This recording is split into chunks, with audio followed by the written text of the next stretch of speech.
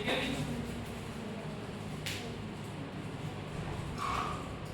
Next definition क्या है electric current की, किसी को बताओ? इलेक्ट्रिक करंट क्या है? Electric current it is flow of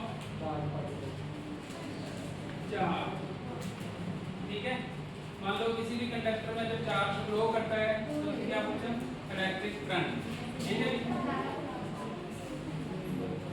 next topic है रेजिस्टेंस। मेन टॉपिक बता रहा हूं जो इंपॉर्टेंट है। ठीक है, नेक्स्ट है रेजिस्टेंस और इसी के साथ है एक ओम्स का। दोनों टॉपिक इंपॉर्टेंट है। ओम्स का किसको पता है? ओम्स का किसे कहते हैं? ओम्स का देखो भी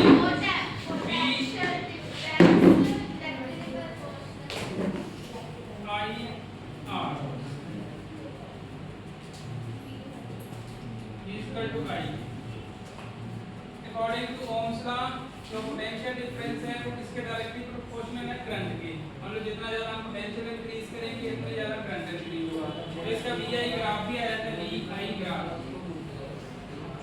VI ग्राफ हम पोटेंशियल इंक्रीज करेंगे तो करंट भी इंक्रीज करेगा। तो इसका VI ग्राफ होता है क्या? स्ट्रेट लाइन बनता है। ठीक है, तो जब ये प्रोपोर्शनल साइन हटाएंगे ना, V प्रोपोर्शनल को हटाएंगे तो एक कांस्टेंट लगता है R, तो ये बन जाएगा V = IR। ठीक है, R यहाँ पे क्या है? रेजिस्टेंस। Resistance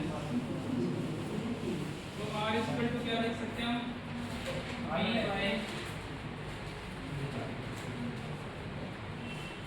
I। तो रेजिस्टेंस प्राकृतिक क्या है? What is resistance? और रेजिस्टेंस की यूनिट भी नोट कर लो। यूनिट क्या है रेजिस्टेंस की? ओम। रेजिस्टेंस की यूनिट ओम है। और रेजिस्टेंस कहते हैं किसे? हमें किसे पता है डिफाइन रेजिस्टेंस? हाँ, जो करंट को क्या है? अपोज करती है, उसे क्या कहते हैं? अपोज करती है। डेफिनेशन लिखवा देंगे। मान लो किसी भी करंट में जब कंडक्टर में करंट फ्लो करता है, ठीक है, उस करंट को जो चीज अपोज करती है, रुकावट पैदा करती है, उसे क्या बोलते हैं? रेजिस्टेंस। ठीक है, उस पे कई फैक्टर डिपेंड करते हैं रेजिस्टेंस में, जो रेजिस्टेंस को अफेक्ट करते हैं। जैसे कि मान लो नेचर ऑफ मटेरियल फैक्टर, मतलब कब रेजिस्टेंस ज्यादा हो सकती है कंडक्टर की, कब रेजिस्टेंस कम हो सकती है। तो उसके चार मेन फैक्टर हैं। Nature of material, area, second area, third length और टेम्परेचर। ठीक है, साइड। तो रेजिस्टेंस है, रेजिस्टेंस पता चल गया आपको क्या चीज है? जो करंट को क्या अपोज करती है, जो चीज। तो रेजिस्टेंस का कॉज क्या है? कारण क्या है कि रेजिस्टेंस पैदा क्यों होती है किसी कंडक्टर में? उसका कारण है कोलिजन ऑफ इलेक्ट्रॉन। इलेक्ट्रॉन का कॉज लिख लो, cause of resistance. Cause of resistance, resistance का कारण क्या है? Collision of electron. ये मैं डायग्राम बना के बता रहा हूँ आपको। मान लो आपके पास क्या एक कंडक्टर है, ठीक है, यहाँ पे बैटरी पाएगा पॉजिटिव नेगेटिव।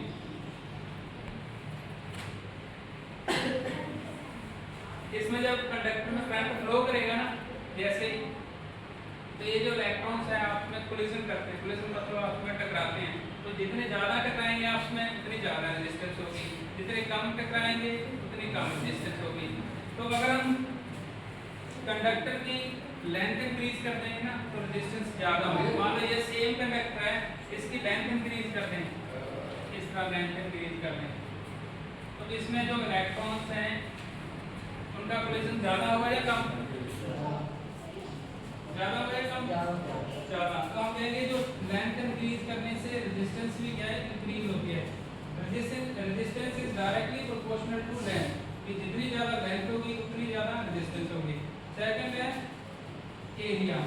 इस कंडक्टर का अगर हमने पहले लेंथ इंक्रीज करी थी, अब इसी कंडक्टर का अगर एरिया इंक्रीज करते हैं, इस तरह कंडक्टर सेम है, एरिया इंक्रीज कर दिया, अब पॉपुलेशन अब कम होगी ना, तो area is inversely proportional to, इस तरह कर सकते हैं, रेजिस्टेंस है जो इनवर्सली प्रोपोर्शनल है एरिया के। तो कहने का मतलब है जितना ज़्यादा एरिया इंक्रीज होगा उतनी रेजिस्टेंस क्या होगी, कम होगी।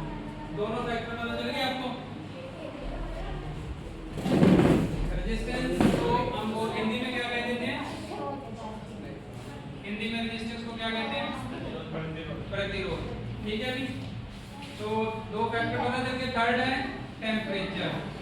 तो किसी भी कंडक्टर का टेम्परेचर जब ठीक होता है उससे क्या इलेक्ट्रॉन में जब एनर्जी आती है तो आपस में बहुत ज़्यादा टकराते हैं, कोलिजन करते हैं, तो उससे क्या होती है, रेजिस्टेंस इंक्रीज होती है। तो ये तीन फैक्टर हो गए, temperature increase, resistance increase, length increase, resistance increase, area increase, resistance decrease. Arrow से शो कर देता हूँ, यहाँ पे रेजिस्टेंस डिक्रीज, यहाँ पे रेजिस्टेंस इंक्रीज, यहाँ पे रेजिस्टेंस इंक्रीज। एमसीक्यू भी आ सकता है इसमें।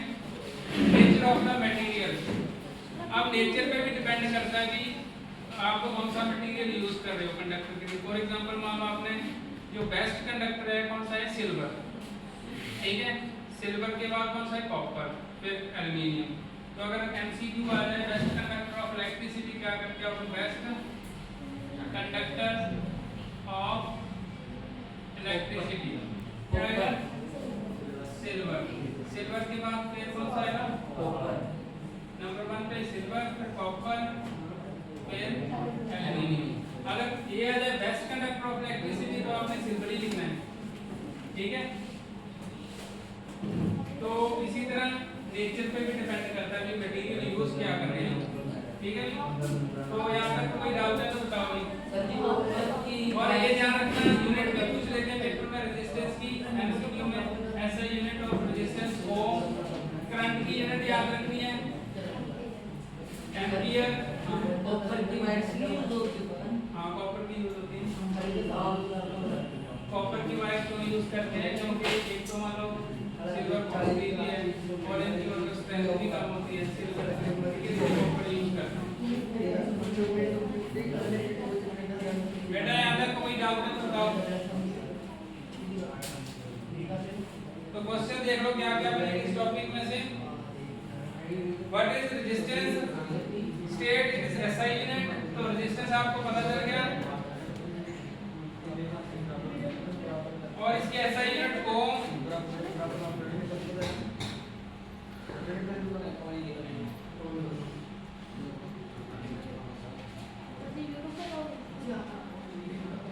चलो अभी इसमें ना इसकी एप्लीकेशन है, ये पेपर में बहुत पूछा जाता है question. Why are coils of electric toaster and electric iron made of an alloy rather than a pure metal. कह रहे हैं जो इलेक्ट्रिक टोस्टर है या इलेक्ट्रिक आयरन है, प्रेस है, ठीक है, उसकी जो वो उसे किसी का बनाया था, एलॉय का, ना कि प्योर मेटल का। इसका रीजन कोई बता सकता है अभी? हमारे जो इलेक्ट्रिक टोस्टर हो गए, प्रेस हो गए, वो एलॉय के बनते हैं, मतलब धातु के, तो मिश्रित धातु के बनते हैं, धातु के नहीं बनते। तो मिश्रित धातु के क्यों बनाए जाते हैं, ये पूछा गया। और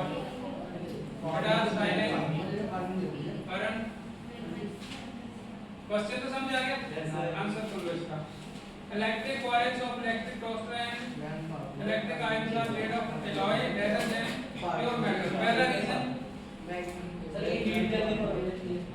resistivity of the coil is made is more than the pure metal। यानी जो इसकी रेजिस्टिविटी है ना एलॉय की, वो ज्यादा होती है। Second, alloy are not readily oxidized। Alloy है जो वो क्या जल्दी ऑक्सीडाइज नहीं होता। Third, melting point of alloy is higher than pure metal। यानी जो एलॉय होती है ना वो मेल्ट नहीं होती जाती है, जो melting point वो हाई होता है इससे मेटल से। ये तीन रीजन है कि जो इलेक्ट्रिक टोस्टर और इलेक्ट्रिक आयरन है किसकी बनाई जाती है, एलॉय है। ये क्वेश्चन आपको पेपर में दिख सकता है। सेम इसी की तरह एक और क्वेश्चन पूछा जाता है, why is the tungsten used almost exclusively for filament of electric lamp. आपने इलेक्ट्रिक लैंप देखे होंगे, उनमें जो फिलामेंट है वो टंगस्टन का यूज करते हैं। रीजन क्या रीजन हो सकता है? टंगस्टन मेटल है जो बल्ब में था, इस तरह बल्ब के अंदर ये जो वायर होती है यहाँ पे ये टंगस्टन की होती है। रीजन क्या है? High melting point. ये मेल्ट नहीं होता, जैसे बल्ब पहले चलते थे जो पावर का तो मेल्ट हो जाते थे, ये होते थे ना, तो वो wire melt. Tungsten is used to make filament of electric bulb because it has high melting point even when filament is heated to very high temperature due to the passage of current। Correct, उसमें जब current pass करता है तो बहुत ज़्यादा temperature होने के बावजूद भी क्या है, टंगस्टन मेल्ट नहीं होता। इसलिए ये जो फिलामेंट है किसका बनाया जाता है? सर जो लास्ट का वो कभी कभी क्रैक भी हो जाता है, कौन सा? यदि जो आप कह रहे हो पानी होता है वो टूट जाता है जब आदमी जो वायर क्या है बार बार जो एरिया होता है सर वो तो टेम्परेचर इंक्रीज करने से स्ट्रेंथ इंक्रीज हो जाती है, धीरे धीरे उसके जो पार्टिकल्स हैं टेम्परेचर से वो हो जाते हैं, स्ट्रेंथ कमजोर हो जाती है। नेक्स्ट देखो भी सर जी वो चक्कर में जल्दी हो जाता है, वो जो कहीं काम होता है वो जल्दी हाउ स्ट्रेंथ ठीक हो जाती है। नेक्स्ट क्वेश्चन है भी important, on what factors does the resistance of conductor depend. ठीक है, इसका आंसर क्या होगा कि किन फैक्टर पे डिपेंड करती है resistance? Nature of the material, length, area और टेम्परेचर। ठीक है, इस क्वेश्चन का length of conductor, area cross section of conductor, nature of material, तो ये आपने कर लेना। ठीक है, और इसमें देखो ये इंपॉर्टेंट क्वेश्चन, एक आपको न्यूमेरिकल्स आ सकते हैं बेटा, न्यूमेरिकल देखो इस तरह के आएंगे रेजिस्टेंस वाले।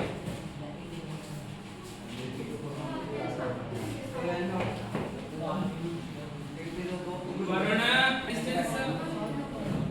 रेजिस्टेंस इन सीरीज, इसका फॉर्मूला है RS R1 R2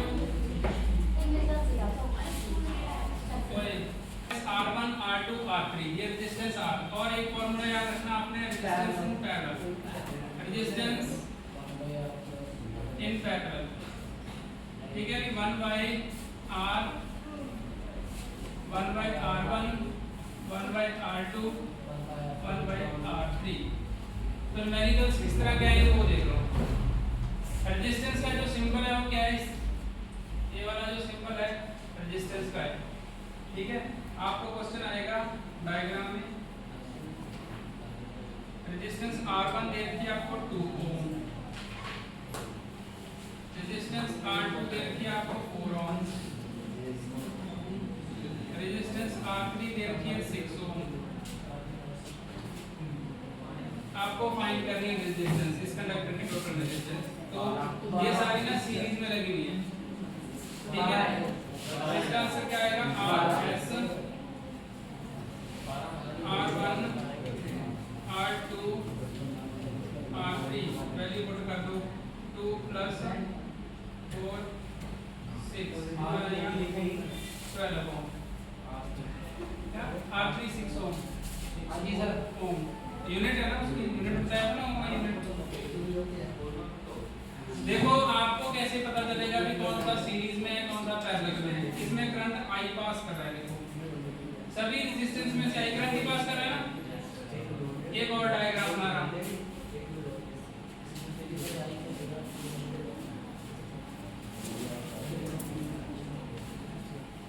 ये वाला पैरेलल वाला बनाएंगे।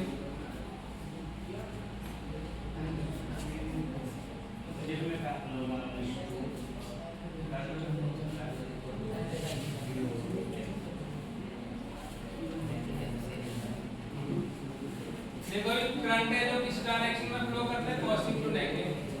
यहाँ से I करंट आ रहा है, यहाँ पे आपके I करंट है जो 3 पार्ट्स में डिवाइड हो जाएगा, I1 I2 I3, और यहाँ पे फिर क्या है I।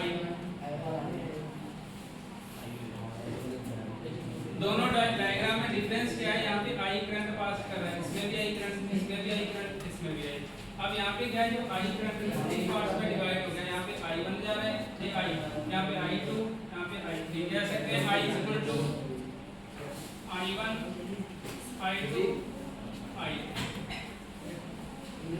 दोनों में डिफरेंस पता चल जाएगा कौन सा सीरीज में, अगर सी 4 ओम 2 ohm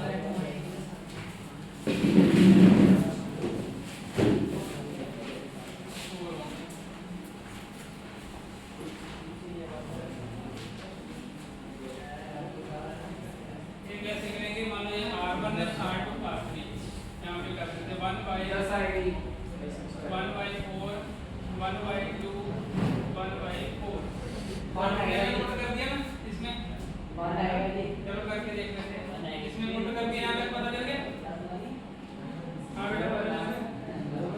next 1 by R3, 1 by 4, पहले हमारे को ऐड करना है, इनको ऐड कैसे करेंगे, एलसीएम लेना पड़ेगा। 4 टू 4 का एलसीएम क्या है, 4 टू 4, 4 है।